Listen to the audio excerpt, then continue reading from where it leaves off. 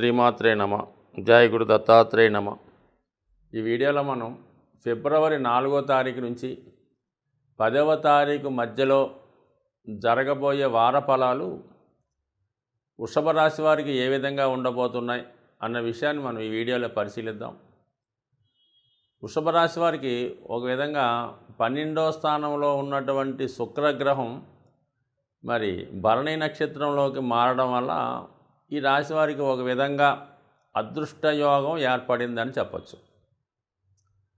ఈ కారణం వల్ల అంటే శుక్రుడు యాక్టివేట్ అవ్వడం జరుగుతుంది. అంటే గురువు యొక్క అనుగ్రహంతో శుక్రుడు బలం పెరుగుతూ ఉంటుంది అన్నమాట. అయితే ఆ శుక్రుడు కంపల్సరీగా మరి ప్రస్తుతం 8వ స్థానంలో సంచరిస్తున్నాడు. ఒక విధంగా శుభగ్రహం అయినటువంటి శుక్రుడు 8వ స్థాన సంచారం చేసినప్పుడు ముఖ్యంగా ఈ వృషభ రాశిలో ఎవరైతే వ్యాపార వర్గంలో ఉన్నారో వారు అధిక మొత్తంలో రుణ ప్రయత్నం చేస్తుంటే అది వ్యాపార అవసరాల కొరకు పెద్ద మొత్తంలో రుణ ప్రయత్నం ఒకటి ఫలించే అవకాశం ఉన్నది. సో దాని తర్వాత లగ్న సప్తమాధిపతులు అంటే శుక్రుడు రాష్ట్రాధిపతిగా సప్తమాధిపతిగా ఉన్నటువంటి కుజుడు కలిసి 8వ స్థానంలో ఉండడం వల్ల మరి భార్య భర్తల్లో ఒకరి యొక్క ఆదాయం పెరగడం, ఏదైనా స్థిరాస్తి కొనడానికి ఇద్దరూ కలిసి ప్రయత్నం చేయడం జరుగుతుంది అన్నమాట. జాయింట్గా గృహం కానీ ఇల్లు కానీ కొనుక్కునే ప్రయత్నం చేయడం, అలాగే వాళ్ళ యొక్క కుటుంబ సమస్యలు కానీ ఫ్యూచర్ ప్లాన్స్ కొరకు కానీ పరస్పరం సంప్రదించుకొని ఒక నిర్ణయానికి రావడం కూడా జరుగుతూ ఉంటుంది. సో అది మరి కొంతమంది విషయంలో రహస్య కార్యకలాపాల్లో పాల్గొనడం జరుగుతూ ఉంటుంది అన్నమాట. ఎవరైనా ఇష్టమైన వారినో ఆత్మీయులనో లేదంటే ఏదో ఒక రహస్యంగా ఒక మీటింగ్ పెట్టుకొని కొన్ని ముఖ్యమైన విషయాలు చర్చించుకోవడం, ఏదైనా ధన సంపాదన కోసమో ఏదైనా ఒక పెద్ద స్థిరాస్తి విషయంలో సంప్రదించుకోవడం, అది నలుగురికి తెలియకుండా రహస్య సమాలోచన చేసుకునే అవకాశం ఉంది. కొంతమంది రహస్యంగా అన్య స్త్రీలతో వేరే ప్రాంతంలో గడపడం కూడా జరుగుతూ ఉంటుంది. అది వారి వారి సంస్కారాన్ని బట్టి ఆధారపడి ఉంటుంది. మొత్తం మీద ఏదైనా మరి కుజ శుక్రుల కలయిక ఎవరి జన్మ జాతకంలో అయినా ఒక విధమైనటువంటి వ్యభిచార యోగం లాంటిది ఏర్పడుతూ ఉంటుంది. సో అది ఏ విధంగా అన్నా జరగవచ్చు. మన ఎనిహో అది అంత ఇంపార్టెంట్ కాదు. గురు దృష్టి కూడా పడుతుంది కాబట్టి అది పవిత్రంగాను ఆధ్యాత్మికగాను సంస్కారవంతంగాను ఉండదని కోరుకుందాం. ఇక దశమ స్థానంలోకి 5వ తారీఖు నుంచి కుజగ్రహం భాగ్యస్థానంలోకి మారడం జరుగుతుంది. భాగ్యస్థానంలో ఆల్రెడీ ఏర్పడుతున్నటువంటి బుధాదిత్య యోగానికి కుజుడు కూడా రావడం జరుగుతుంది. అంటే 7వ స్థానాధిపతిగా ఉన్నటువంటి కుజుడు 9కి రావడం, వ్యయాధిపత్యం ఉండడం, అక్కడే రవి బుధుల కలయిక, ఇవన్నీ కూడా మీ కుటుంబంలో ఒకరికి ఉన్నత విద్యా అవకాశాలు కానీ విదేశ ప్రయత్నాలు కానీ దూర ప్రాంతంలో ఉద్యోగ అవకాశాలు కానీ వచ్చే అవకాశం ఉంది.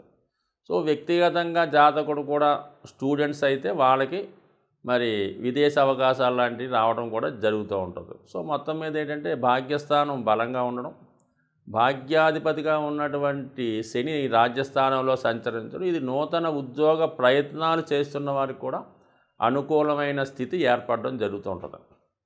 సో ఏదైనా మొత్తం మీద ఏంటంటే ఈ వారం ఈ రాశి వారికి 9, 10 స్థానాలు అనుకూలంగా ఉండడం, 11వ స్థానంలో రాహు కామన్గా అక్కడే ఉంటూ విదేశ అవకాశాలు, విదేశంలో ఉన్నటువంటి మిత్రుల సహకారం, శుభవార్తలు వినడం, ముఖ్యంగా రుణ ప్రయత్నాలు బాగా ఈ వారం ఈ రాశి వారికి ఫలించే అవకాశం ఉంది. 8వ శుక్ర సంచారం, లాభంలో రాహు సంచారం, ఇది పెద్ద మొత్తంలో రుణ ప్రయత్నాలు చేస్తున్న వారికి చాలా లాభసాటిగా ఉండే అవకాశం ఉంది. దానికి అదనంగా గురువు 12వ స్థానంలో ఉంటూ శుక్రుని యొక్క నక్షత్రం మీదకు మారడం జరిగింది. అంటే ఏదో ఒక శుభకార్యం నిమిత్తం, అది వివాహం గురించి కానీ గృహ నిర్మాణం కొరకు కానీ లేదన్నా విలువైన ఆభరణాలు గృహోపకరణాలు లాంటి కొనుగోలు నిమిత్తం కానీ ఎక్కువ ఖర్చు అయ్యే అవకాశం ఉండేది. దీర్ఘకాలంగా ఉపయోగించే వస్తువులు, శుభకార్యాలకు సంబంధించింది, అలాగే ఆధ్యాత్మికానికి సంబంధించిన విషయాల్లో ధన వ్యయం జరుగుతుంది.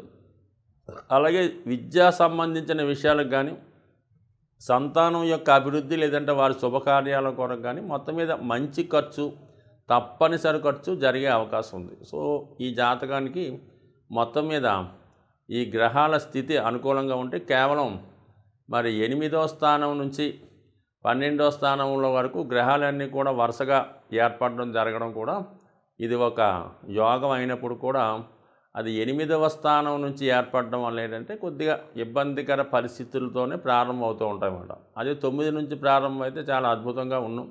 బట్ అయినప్పుడు కూడా రాష్ట్రాధిపతి అష్టమంలో ఉండడం వల్ల కొన్ని ఆకస్మిక అనుకోని సంఘటనలు జరగడం జరుగుతుంటుంది.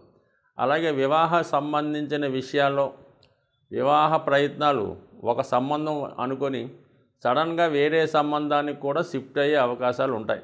ఇది అనుకోని మార్పులు అన్నమాట. అప్పటిదాకా ఒకటి అనుకొని వేరే నిర్ణయం తీసుకొని దాన్ని అమలు చేయడం జరుగుతూ ఉంటుంది. సో ఏదైనా ఈ రాశి వారికి ఈ వారం అంతా కూడా గురుగ్రహ అనుగ్రహం చాలా అనుకూలంగా ఉంది. రాహు ఆల్రెడీ 11వ స్థానంలో ఉంటూ ఎటువంటి ఇబ్బందినైనా మరి సాల్వ్ చేయడానికి రాహు రెడీగా ఉన్నాడు. బట్ ఏదైనా శుక్రుడు అష్టమ స్థాన సంచారం కూడా జాతకుడు మంచి అనుభవాన్ని అనుభవించడం, లగ్జరీగా జీవితాన్ని గడిపే ప్రయత్నం చేయడం జరుగుతుంటుంది. బట్ ఏదైనా ఈ రాశివారు శుక్రగ్రహ అనుగ్రహం కోసం లక్ష్మీ అమ్మవారి ఆరాధన, కనకదార స్తోత్ర పారాయణ, లక్ష్మీ అష్టోత్తరం చదువుకోవడం వల్ల ఖచ్చితంగా ఈ రాశి వారికి ఈ వారం సుఖవంతమైనటువంటి ఆనందకరమైనటువంటి లైఫ్ అనుభవించే అవకాశం ఉంది. సాధారణంగా ఈ వార ఫలాలు మాస ఫలితాలు చెప్పేటప్పుడు కొన్ని అద్భుత యోగాలు రావడం జరుగుతుంటుంది, కొన్ని ఇబ్బందులు చెప్పడం జరుగుతూ ఉంటుంది. సో ఏదైనా మన యొక్క జన్మ జాతకంలో జాతక పీఠిక మీద ఉన్నవి మాత్రమే ఈ గోచారరీత్యా రావడం జరుగుతుంటుంది. జన్మజాతకంలో లేనివి గోచారం ఎట్టి పరిస్థితులు కూడా ఇచ్చే అవకాశం లేదు. సుమారు ఏదో ఈ మేషరాశి వారికి లాభంలో శని ఉద్యోగం వస్తుంది అనుకుందాం, కానీ వాడి జన్మజాతకంలో కూడా అది రాసి పెట్టి ఉంటేనే శని భగవానుడు ఇవ్వగలుగుతుంటాడు. సో వాడి జాతకంలో వివాహ యోగం లేదు, అసలు వాడి జీవితంలో వివాహ సౌఖ్యం లేదనుకుందాం, వాడికి గురువు సప్తమంలోకి వచ్చినా రాదు, గురువు లగ్నంలోకి వచ్చినా రాదు. అంటే మొత్తం మీద గోచారం అన్నది ఏంటంటే జాతకంలో ఉన్నవి అమలు పరుస్తూ ఉంటాయి. అవి మంచా చెడ్డ ఎక్కువ తక్కువ అన్నది కూడా ఈ గ్రహాలు నిర్ణయిస్తుంటే తప్ప అసలు జన్మజాతకంలో లేనిది గోచారం ఎట్టి పరిస్థితుల్లో కూడా ఇవ్వదు. సో అందువలన ఏంటంటే దాన్ని జన్మజాతకం ఇంపార్టెంట్ కాబట్టి ఏవైనా దీర్ఘకాలిక సమస్యలు లాంటివి ఉన్నవాళ్ళు, ప్రస్తుతం జాతకం కరెక్ట్గా లేదు, జీవితం కరెక్ట్గా నడట్లేదు అనుకున్న వాళ్ళు ఖచ్చితంగా ఒక మంచి జ్యోతిష్కుని సంప్రదించి నియమాలు పాటించాలి. ప్రస్తుతం కుంభరాశి అనుకుందాం, ఏలినాటి శని ఉంది అక్కడ, చంద్రుడు ఉన్న వారికి కుంభరాశిలో చంద్రుడు ఉంటే వాడి కుంభరాశి జన్మశని నడుస్తుంది. మరి అందరికీ ఆ ప్రభావం ఉండదు. కొంతమంది జాతకంలో చంద్రుడితో పాటు గురువు కలిసి ఉండొచ్చు, వాడికి ఒకలా ఉంటుంది. చంద్రుడితో పాటు శుక్రుడు కలిసి ఉండొచ్చు, వాడికి ఇంకో విధంగా ఉంటుంది. ఈ విధంగా కొంతమందికి ఆ చంద్రుడి పైన గురువు దృష్టి ఉండొచ్చు, వాడికి కూడా ఈ ప్రభావం తగ్గుతూ ఉంటుంది.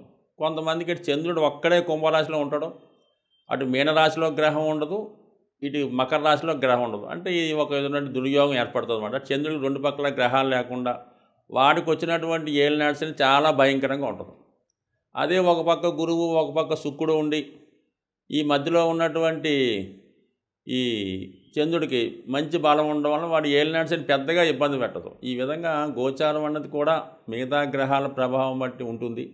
ఏదైనా జాతక చక్రం జన్మ జాతకమే ఇంపార్టెంటు, దాన్ని బట్టే పరిహారాలు చేసుకుంటే మంచిది. అంటే ఈ గోచారం అనేది టెంపరీగా మనకి చెప్తూ ఉంటుంది. ఏదో మరి సంతాన యోగం లేదనుకుందాం, అసలు ఇబ్బంది పడుతున్నాడు, ఈ పంచమ స్థానంలో గురువు వచ్చినప్పుడు వాడు ఏదైనా ఒక డాక్టర్ని సంప్రదించో లేదంటే ఏమైనా దత్తత తీసుకోవడమో ఈ విధంగా చేసుకోవడం వల్ల అది ఇస్తా తప్ప ఒరిజినల్గా మాత్రం ఇచ్చే శక్తి గోచార గ్రహాలకైతే ఉండదు. జాతకంలో ఉందనుకున్న జాతకంలో వాడికి పంచమంలో గురువు ఉన్నాడు, సంతాన యోగం ఉన్నది, దానికి గురువు 5లోకో 9లోకో లగ్నంలోకి వచ్చాడు గోచారీత్యా, ఖచ్చితంగా ఆ సంవత్సరంలో వద్దనుకున్న సంతానం ఇస్తాడనమాట. మరి అదే అక్కడ జన్మజాతకంలో లేకపోతే ఏమీ కూడా రాదు. రాజయోగమైనా ధనయోగమైనా అధికార యోగమైనా ప్రభుత్వ ఉద్యోగమైనా జన్మజాతకంలో ఉండాలి. ఈ గోచారంలో వచ్చినటువంటి ఎట్టి పరిస్థితిలో కూడా జాతకంలో లేని ఇవ్వడం జరగదు. కేవలం దీన్ని ఒక సింపుల్గా తీసుకోవడం మంచిది. మంచన్నా చెడన్నా దీన్ని కొద్దిగా తీసుకొని మనం దాని ప్రకారం ఫాలో అయిపోవడం మంచిది. ఏదన్నా ఒక వ్యాపారం ప్రారంభిస్తున్నాం, అప్పుడు గోచారీత్యా ఏలినాటి శని ఉంది ఇప్పుడు వద్దు, మంచిది కాదు, ఇలాగ నిర్ణయాలు తీసుకోవడానికి అనుకూలంగా ఉంటుంది తప్ప ఇదే మెయిన్ అనుకుంటే మాత్రం అది పొరపాటు అవుతుంది. బట్ ఏదైనా జన్మజాతకం ఇంపార్టెంటు, దాని దశలు నవాంశ దశాంశ 16 చక్రాలు ఉంటాయి. అలాగే 16 రకాల దశలు పరిశీలించవలసి ఉంటుంది. అనేక రకాల పరిశోధిస్తే తప్ప జాతకుడికి అసలు ఏంటో అన్నది చెప్పడం కష్టమవుద్ది. దాన్ని బట్టి ఏదన్నా జన్మ జాతకం ఇంపార్టెంట్, ఈ గోచారం అనేది సింపుల్గా తీసుకోండి. బట్ ఏదైనా కొన్ని కాలానుగుణంగా జనరల్గా జరిగే విషయాలు మేము చెప్తుంటాం కాబట్టి చాలా వరకు జరగచ్చు, జరగకపోయినా పెద్ద ఇబ్బంది పడక్కర్లేదు. స్వస్తి.